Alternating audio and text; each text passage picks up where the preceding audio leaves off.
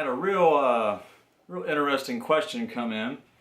Uh, Daniel says, "Hey Clifton and everybody else.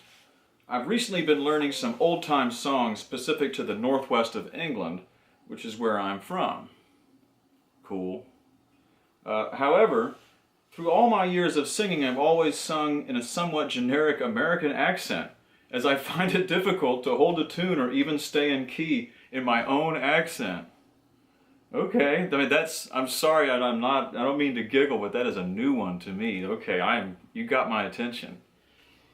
I'm not sure whether I just need more practice singing in my own accent, or if it's because of how syllables are pronounced while singing that makes it harder or whatever. The problem is that to me it feels somehow wrong to sing them in an incorrect accent, since it is my own native accent and my own history and heritage that I'm singing about. Fair point. However, I don't know whether I am just overthinking this and should just sing how it comes naturally to me and not worry about the technicalities. Would love to know what you think. Thanks, Daniel. Okay, Daniel. Well, I mean, so to put it, real quick, like, so yeah, you're overthinking it a little bit, like, it doesn't really matter. What matters is that, the music is meaningful to you, and that you say you're interested in you're interested in your own history and your heritage and stuff. So if that is the way that you are interacting with your heritage and your history, then so be it. It doesn't really matter the accent that you're saying it in. I don't think it matters. Like I know, like here in the States, like we might have a lot of Americans here that maybe they play Irish music, and they'll put on the phony Irish brogue when they're singing the old country songs, and usually it falls short, they sort of come off kind of leprechaun-y or something. And we have the same thing. You have people who maybe don't have a southern accent who will adopt, like when they're singing, for sure, like a southern accent. Like think of Creedence Clearwater, great band from California, lead singer, totally adopted accent to sound like he was like a Mississippi guy, but great band, right? And I don't think that anybody has a problem with that. So anyhow, that's getting off on a tangent, but so the bottom line is it really doesn't matter, but like while we're talking about it, let's get into it, let's see what we actually think about it. So you say it feels somehow wrong to sing it in the incorrect accent. And let's just go, okay, so it is the incorrect accent. Like if you're singing traditional Northern British, like borderlands, folk songs, and especially if you're from there, and I guess you're native from there, so that's probably when you walk around. Like, see, here's my thing. Like when I sing these songs, I sing in pretty much the same voice that I am using when I'm walking around talking to, the mailman or my neighbor or anybody else. So that's what I'm going for. To me, that's the best authenticity, the best representation of our living heritage, our living tradition, is just like, hey, look at me. I'm living this 100%. Like, I sing the same way I talk. I don't play like anybody else, really, etc.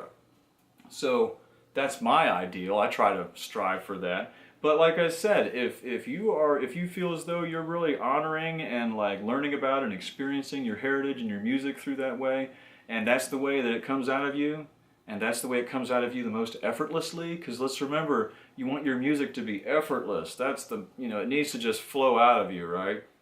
Like, so if that's the way it's the most effortless to you, it comes the most natural to you, then keep doing it. Don't mess it up, right?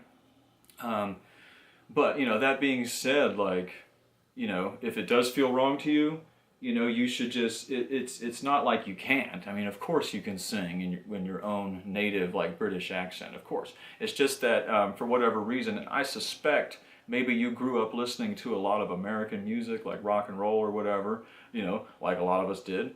And maybe when you go to that singing place, you just adopt that same kind of like non-regional English kind of accent that one hears in like American like rock music. It's just kind of pretty non-regional, like you say, generic accent. So I suspect that may be where you picked that up. I don't know.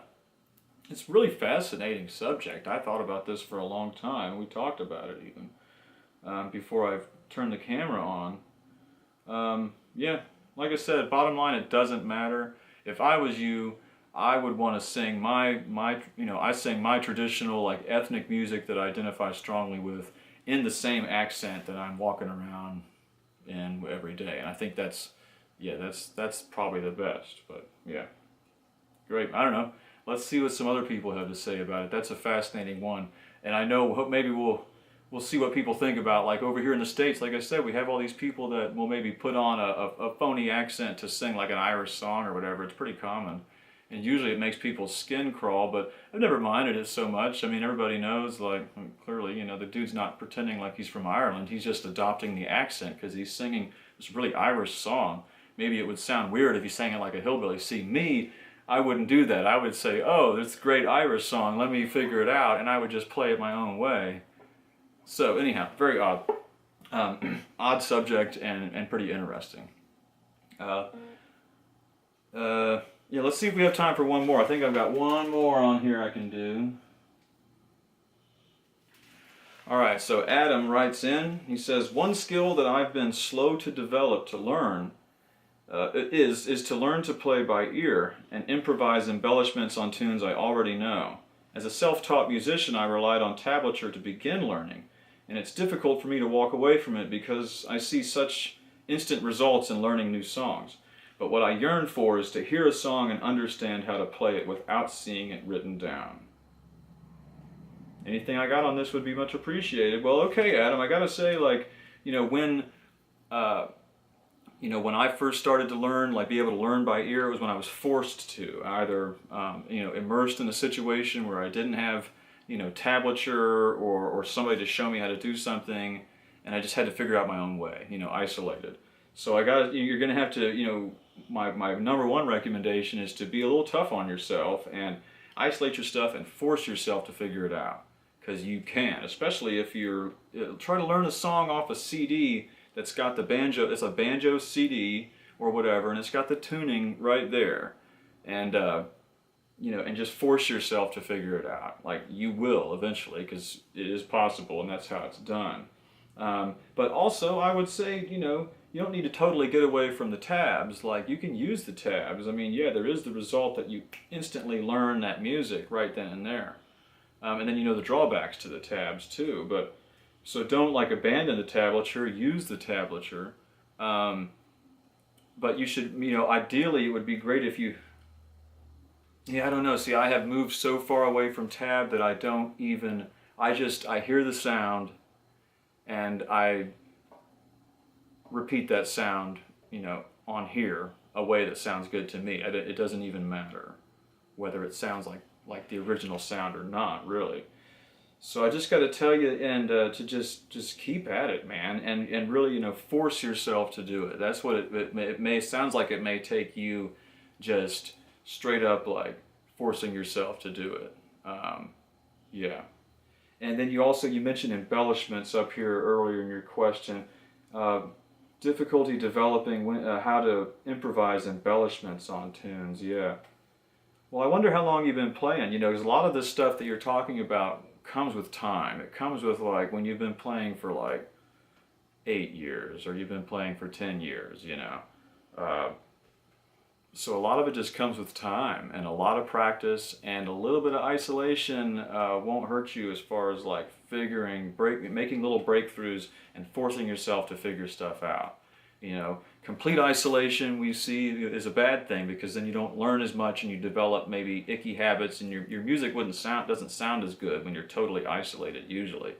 But if you're totally immersed in like other people's music and like copying their, note for note, the tablature and stuff, like that's no good either, So it's in the middle somewhere. Like use your tabs, but then really try to force yourself to learn this stuff by ear. And also through that, you'll come up with your own stuff. And then I've said in earlier videos, as far as embellishments, when I play, I try to do minimal, what I would call embellishments. I play the straight tune of the song. Usually when I'm singing, it's a very basic, straight tune to back up the singing. and then I'll have embellishments when I'm not singing, and they'll be minimal. I like to, do it as few as possible and make it still sound really cool, I don't know, Adam. Respond to me if that didn't help you. That's a tough question, and Daniel, you too. Like I've never had that question before from you, Daniel, about singing in an American accent. I've never heard that before, but I've heard it the other way around. But anyhow, I'm interested to see what some other people might comment on this. So yeah, I'm gonna wrap this up now, guys, and it's been good. And thanks for watching.